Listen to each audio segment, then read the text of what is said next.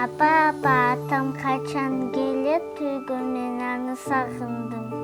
Атаңардын иши өтө көп.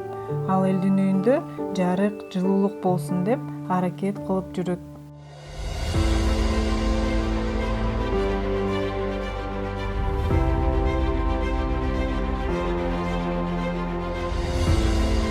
Биздин үйүбүз жарык, жылуу болсун деп көп иштеп жүрөбүз. Ооба кызым, сендей балдардын, чоң апа, чоң аталардын үйү жарык жана жылуу болсун деп сенин атаң күн-түн дебей, жайы кышында, майрам күндөрдө подстанцияларда иштеп, кабелдерди тартып, трансформаторлорду оңдоп, эмгектенип жүрөт. Сен экөөбүз үйдө эс алып, уктап, кино көрүп, тамактанып, өз ишибизди жасап жаткан убакта атаң талыкпай эмгектенет.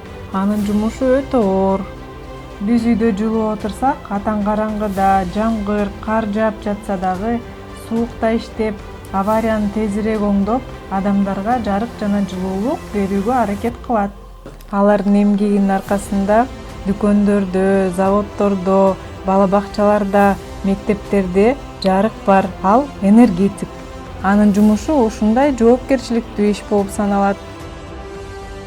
Демек, атамдын эмгеги менен ар бир үй жылуу жана жарык турбайбы?